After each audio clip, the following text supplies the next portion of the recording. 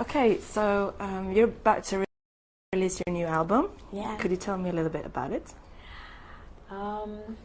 Well, it's called Far, and it was made in 6 different places with 4 different producers. So it's sort of like a little pieced together monster. And yeah, it's I don't know, I'm just excited about it. What was it like to work with new producers?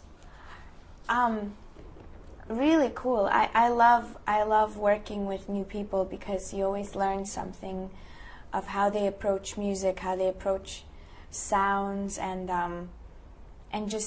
also just life stuff. You always end up, because it's such an intimate process, you kind of almost end up sort of like living together in this world, and you know, if they're good people, which all of these were, then it's like you just learn how they live in a life of music, which is sort of a specific thing, I guess. So what was it like to record it? How do you mean? Well, I read somewhere that you recorded it in some of it in England and some of it in the States, and right. Well, because it was with 4 different producers, and they all live in different places. At first, I tried to make everybody come to me in New York because I'd made Begin to Hope in New York with David, and it made me so happy to be home and making the record. Like, it made me feel really connected to it, that I thought, okay, this is a sign. Every record I make has to be in New York. And so then I made Mike Elizondo, who lives out in California, come to New York for a week, and we worked there, and then we just sort of both, by the end of it, were like, this is ridiculous. I should just go to everybody where they live, and because they don't have any of their toys, you know, they have all these people that they know, that they, it's very hard when you're making a record. I think actually it's harder for the producer to go somewhere than for the musician, because when they feel disconnected, it's like they don't have the musician they want to call. Oh, I know this drummer down the road, or I know this, you know, French horn player, or I have this really great pedal that makes this sound. Oh, I wish I would have brought that, you know. So at that point, after a week, I was like, no, I'm going to go to everybody, and I'll just be back in New York when it's all done. So that's how I ended up going to London, to California, and then back in New York, I made actually a few songs with David, who'd done Begin to Hope with me.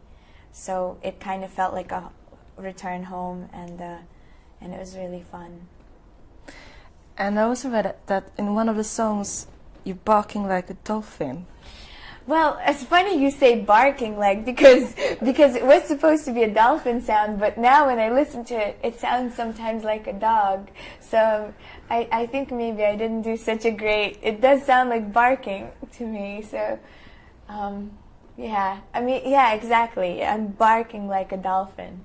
It's dog pretending to be a dolphin. Why did you brought that? I think it's just fun, and it felt right. You know, I think that inherently, because I heard such more complicated things than what I could do, which is just play piano and sing. I was always trying to make up for all the missing things, like because I didn't have a band, and so I think that's how I end up, you know, making noises, or sometimes doing drum things with my mouth, and other things, you know, with just always trying really hard to fill in the sounds with just, you know, 2 hands and 2 feet and a voice, you know. You can only do so much. But when I listen to your music, it's a bit like a painting. Like you put there's colors and there's shape and there's a motive, and Do you know from the beginning when you start to write music and songs that this is what it's going to be like, or how's the process? Well, I think writing a song and recording a song and performing it live are three completely different things in my mind. So when I write a song, it really just kind of happens in the weird way where it just feels very inspired, and so I don't really think about it too much. It just sort of happens. And then when I have to record the song, that's when you have all the questions and decisions, and it becomes like a thing, because as soon as you take, it's like sometimes people see colors or dreams, but if they were to try and shoot it like a movie, you wouldn't almost be able to, because it's non-linear, or the colors that you see in your mind, they don't exist in the real world. And so as soon as you try and take a song from your mind into piano and voice and then into the real world, something gets lost, and it's like a moment where in that moment you forget how it was, and then it's this new way. And then when you make a record, even those ideas that you had, then those get all turned and changed. So in the end, I think it just becomes its own thing, and really I think a song could be recorded a million different ways. And so what my records are, it just happened like that. But it's not like this is how I planned it from the very beginning, because I have no idea. I can't remember. Laughing With is the first single. Yeah. Could you tell me a little bit about that? Well, that was one of those songs that I've had a few of those songs in my life where I've written a song and I thought it was really, really bad, and I didn't play it for anyone for a really long time, and then I played it. I sent it to Garrett in London, and he was like, "This is very, very good." So then I was like, "Well, so it's not very, very bad. It's very, very good." And then that was hard for me to kind of bend my mind around. But I don't know. It's really hard to talk about songs because I honestly don't really know what to say about them.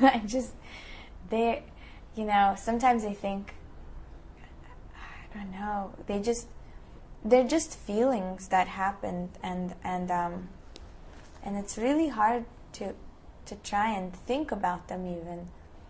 It's like trying to figure out, a bowl of apples in a painting or something. And I don't know why this makes me feel something. I just stand there and I like that bowl of apples. And it's like, what do the apples mean, or why? Or, I don't know. But you sing about God. But you sing about God in it. Are you a religious or spiritual person? Well, the short answer to that is yes, but the long answer is that I think that I noticed on this record, actually, there's a lot of things about religion, and it was like a lot of songs that deal with the concept of God and religion, but from many different angles.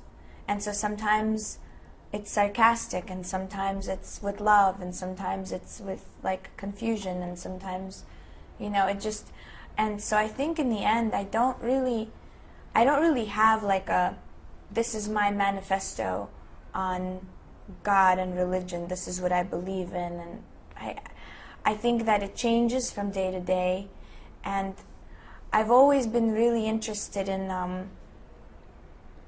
in faith, because I think I've always had it, like kind of naturally, but I'm interested in religion and tradition, and sometimes I think that it's great, and sometimes I think that, it obviously does a lot of bad to people also. It makes people sometimes loathe themselves and hate others and angry, and I'm very torn about it. And there's some things that I like about it and some things I don't like about it, and I'm always spinning between the two. So I think that more and more I start to think that maybe faith or the opposite, the lack of faith, they're as natural as they have nothing to do with the person's own accomplishments. Like, it's not my accomplishment that I have faith, and good for me, congratulations, Regina, like, you believe, because it's like congratulating myself on blue eyes or being a woman or any other thing that I had nothing to do with. And I think that the sooner that people understand that just as it's natural to someone to have faith, it's just as natural to someone to not have faith, and for those two entities to just let each other be, that would be a really great time, I think, in the world. But it doesn't seem to be happening right now, so, but what do you believe in today? I don't know, really. I think that my belief is very, it's a very living, breathing, interactive thing. So it's not stuck, because as soon as you figure something out, you have to freeze it, and name it, and put it in a category and close the book. And I think that I don't feel that, so I don't know what I believe in. I definitely have certain inclinations. Like, I'm much more of an optimistic person. I'm much more, I love people and I love nature, and, I'm definitely, like, there's certain things that I could notice about myself, but beyond those generalizations that I think we all can say, I believe in love and peace, I don't know, really, because it's changing all the time. It's like an interactive game, and yeah. What's important to you in life? That was the... Yeah, what's important? Just that simple question, yeah. What's important to you in life? Just sneak that in between what's your favorite food and what's your favorite color. I think that it's really important to be free. Like, I think freedom of mind and spirit, and really taking chances, and fully understanding that this is that at the end, like, at the end, if you don't take those chances, if you're not free, if you get enslaved by your own insecurities or your own, or society, or things that you've been taught, or any kind of thing, if you don't stay free, that at the end no one's going to congratulate you for going through life in a really, proper way. Like, you're not going to get a prize or anything like that. It's just going to be your loss. And so knowing that, to really try and stay true to myself, and to constantly be on the lookout for a loss of freedom, even if it's by my own self, like when I make myself enslaved in some way, to, like, break out of that. So you left Russia when you were 9. Mm-hmm. So which part of you is Russian today and which part of you is American? It's mixed. It's like chocolate milk. It's all together, like a smoothie. I don't know anymore, It's just like I'm just a complete mutt of a person, just I think it's just in me, you know, everything is.